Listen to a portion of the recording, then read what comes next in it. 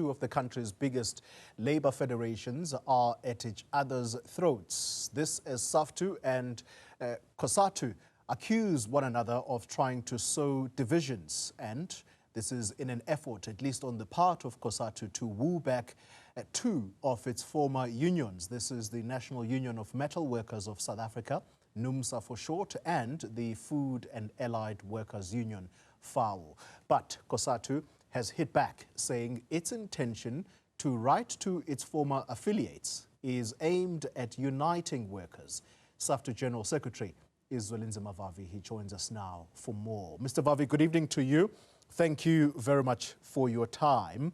Before I ask you the almost rhetorical question of what happened to one country, one federation, who do you know from NUMSA and from FAO attended COSATU's 40th anniversary celebrations? No one.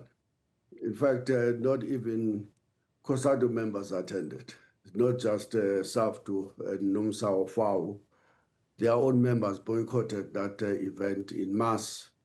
And perhaps that's what may explain the desperation on the leadership of the Federation, who are saying that they have a right to organize and to woo back the unions that they dismissed brutally.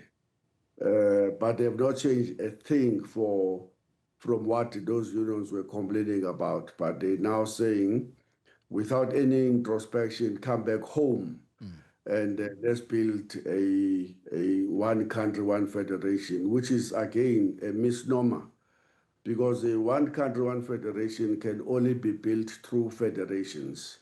There are 4 federations that exist in the country. They are attempting to cooperate and to coordinate their activities through the network structure. They are meeting. They will be meeting in January, and they have a joint program of action implemented partly, but not in full, but still, they have a responsibility, the leadership, to ensure that that program adopted leads us into the establishment of a confederation as agreed to by this year's labor school. And unfortunately, the leadership of COSATU, notwithstanding that they are talking to the leadership of SAFTU, FEDUSA, and NACTU, have a call to go behind the backs of SAFTU leadership to approach directly the leadership of NUMSA and FAO and to try and bring them home, as they are saying. Okay. And this is what have created some degree of discomfort on our side, and we decided that unless COSATU follows the proper protocols of engaging federation to federation, SAFTU will not attend any of the activities, including the 40th anniversary, of course. Let me tell you why, Mr. Vavi. I think secretly you are extremely worried where you sit. If COSATU indeed could not even convince its own members, as you put it, to attend the 40th anniversary of the formation of COSATU, what is there to be worried about then? Because NUMSA, which is under the leadership of Irvin Jim, someone who speaks his mind very clearly, and FAO, these two unions would not be attracted by such overtures. So why are you worried if indeed Mr. Jim, who leads NUMSA, is not already indicating that perhaps he could go back to COSATU, of course, with his union? I am aware that there may be 1 or 2 individuals who have been giving signals to COSATU that they are ready to woo back all of the workers back to the COSATU. Perhaps that's where the arrogance of COSATU comes from. And but let me assure you and assure the members of the Federation that the structures of both FAO at the highest level and in the most recent periods have decided that they will not go back to the Federation that dismissed them.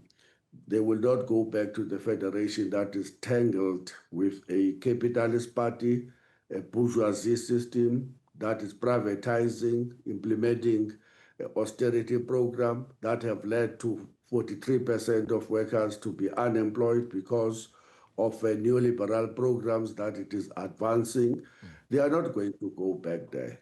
And so the comrades who think that by convincing one or two individuals, they can bring back the entire workers as if there is no internal democracy in those unions, can continue to dream on. We are not worried at all. All right. We will be worried if either of the structures of those organizations were going to be begin to be persuaded that they must go back to Faro.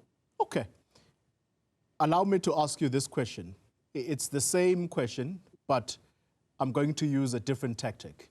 So you're saying you are aware of one or two individuals who may be responsible for trying to convince workers within these unions to go back to COSATU.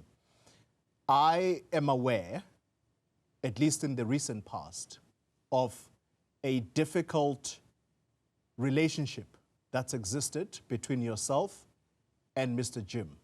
So I'm asking you here tonight to name names. Is it Mr. Jim who is responsible for this? Is it him who is trying to spearhead this process of going back to COSATU? How's your relationship at the moment?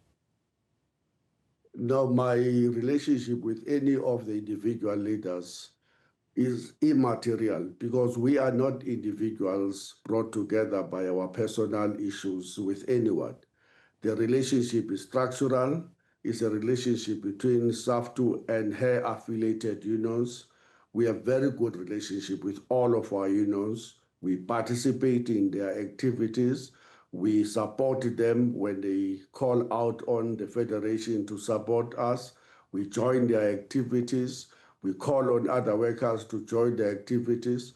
We celebrate their victories. That's what is important, Tony, not what happens to personal relationships between individual leadership as if they are the unions themselves. We are not the unions. I'm just a general secretary honored at this particular moment to lead the federation, and all of the other leaders have been given a very special honor by members to lead the organization. We must respect each other. We must, of course, work hard to ensure that we have a proper relationship between individuals because that normally facilitates a very good working relationship even at the structural level. Yeah. So I'm not going to use this platform to begin to a speculation about who could be the individuals speaking over to COSATU without the mandate of their members.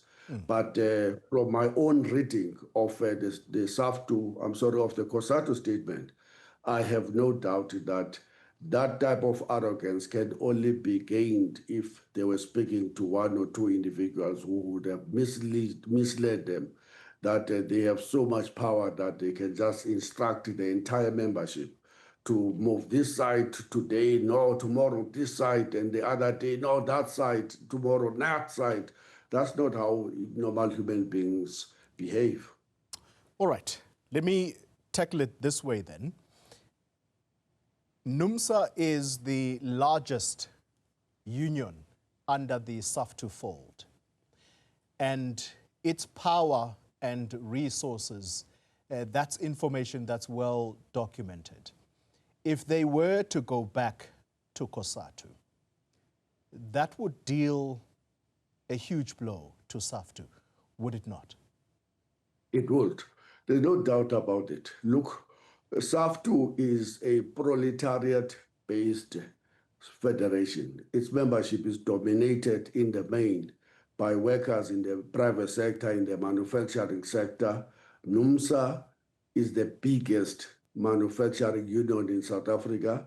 FAU, which is the second biggest union in SAFTU, is the biggest manufacturing union in the country. And And I'm sure that part of the desperation on the part of some of the COSATU leadership is that they lost that proletariat when they dismissed workers in their thousands, when they thought that they had so much power, when they were trying to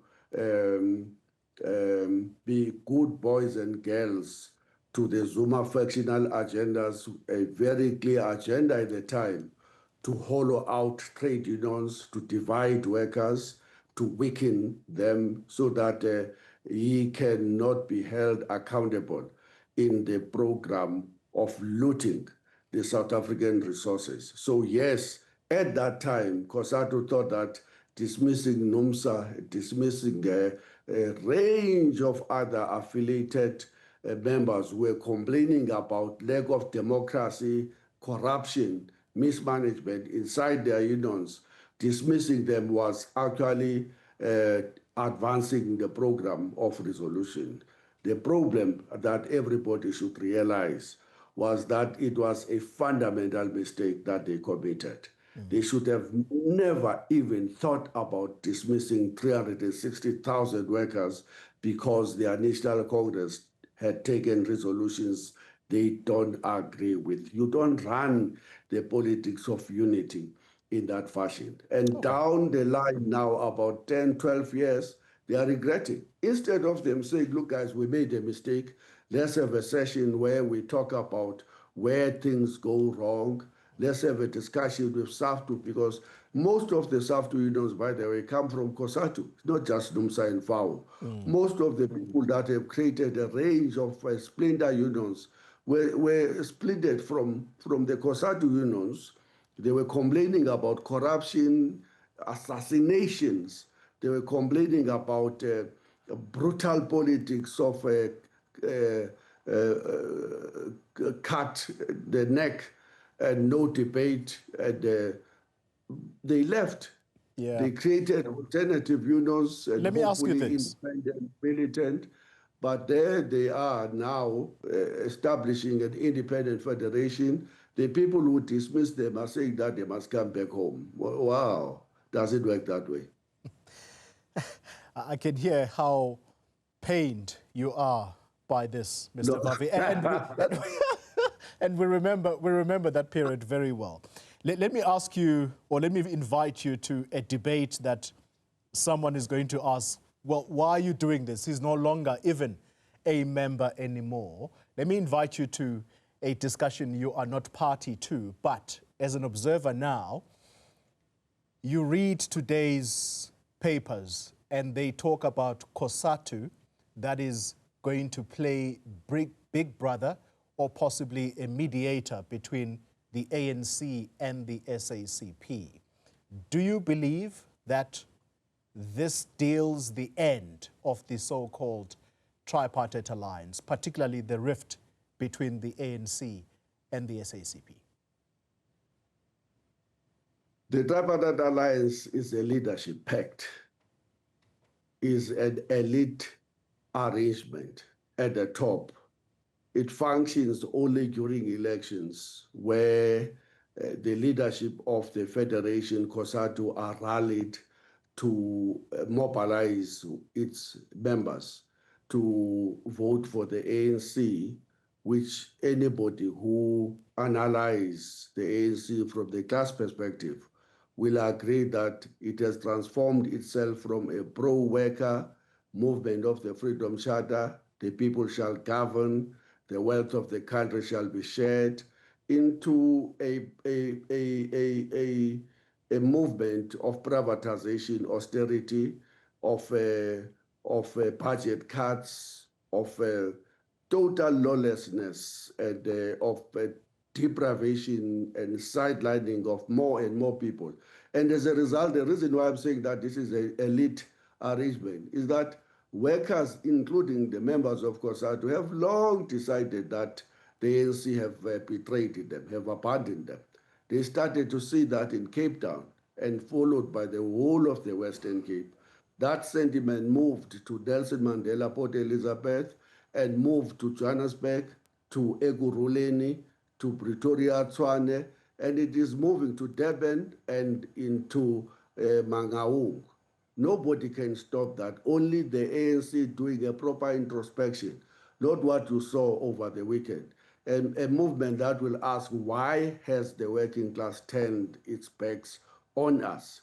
Of course, it has turned its back because we have failed to solve even their most basic problem of employment, of labor brokers, of outsourcing, of an informalization of the work, of deindustrialization that have led to manufacturing sector that used to contribute 22% to the GDP to only contribute 11%, where manufacturing sector now only have 9% of all people that are employed in the economy. This Okay. is a devastation that have happened over the past 81 years. Unless they can say what has gone wrong and begin to debate those type of issues, it will continue to be an elite arrangement at the top. Workers have no interest in schemes that are actually about betraying their interests. Zwelinzima Vavi, thank you very much for your time. SAFTU General Secretary talking to us tonight. All right.